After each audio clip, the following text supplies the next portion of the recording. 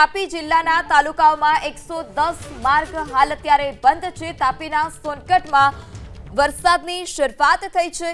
તાપીના સોનગઢમાં પણ બપોરના સમયે વરસાદ સોનગઢ શહેર અને આસપાસના વિસ્તારમાં વહેલી સવારથી જ ધુમ્મસભર્યું અને વાદળછાયું વાતાવરણ અને એકાએક બપોરના સમયે વરસાદ।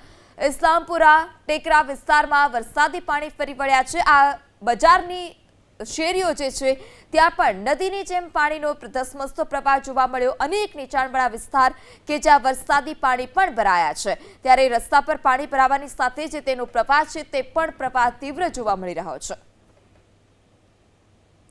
ત્યારે તાપી જિલ્લાના તાલુકામાં 110 માર્ગ બંધ, વ્યારા તાલુકામાં 25 અને ડોલવણના 19 માર્ગ બંધ, વાલોડમાં 16, સોનગઢમાં 25 અને ઉકાઈમાં 18 માર્ગ બંધ, ઉચ્છલમાં 4 અને નિઝરમાં 1। આ સાથે કુકરમુંડા તાલુકાના પણ 2 માર્ગ હાલ અત્યારે પ્રભાવિત થયા છે। ભારે વરસાદને કારણે અનેક રસ્તાઓ વરસાદી પાણીમાં ગરકાવ છે। અનેક લો લેવલ કોઝવે પર પાણીનો ધસમસતો પ્રવાહ છે ત્યારે લોકોની સુરક્ષાને ધ્યાનમાં રાખી આ રસ્તાઓ બંધ કરવામાં આવ્યા છે। તાપી જિલ્લાના તાલુકાઓમાં 110 અલગ અલગ રસ્તાઓ પર હાલ અત્યારે વાહન વ્યવહાર પ્રભાવિત થયો છે। વાહન ચાલકો માટે માર્ગ બંધ કરવાની ફરજ પડી છે ત્યારે વ્યારા તાલુકામાં 25, ડોલવણમાં 19, વાલોડમાં 16 માર્ગ બંધ। વહેલી સવારથી જ આખા તાપી જિલ્લામાં સર્વત્ર વરસાદ પડી રહ્યો છે। 1 વાગ્યા સુધી જે છે જિલ્લામાં સરેરાશ 3.5 ઇંચ જેવો વરસાદ થયો છે। અમુક તાલુકામાં 5 ઇંચ જેવો વરસાદ થયો છે। અત્યારે જિલ્લામાં જે છે લગભગ 62 જેવા જે છે રોડો બંધ કરવામાં આવ્યા છે ઓવરટોપિંગના કારણે।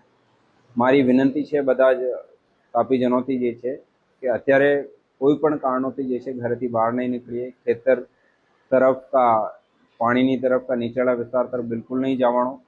સતત ગામના જે છે સરપંચ અને તલાટીના સતત સંપર્કમાં રહેવાનો અને ક્યારેય પણ કોઈ એવી મુશ્કેલી ઊભી થાય કે લાગતી હોય તો તાત્કાલિક આ લોકોનો સંપર્ક કરવાનો કે અમારા તાલુકાની ડિઝાસ્ટર રેસ્પોન્સ ટીમનો સંપર્ક કરવાનો।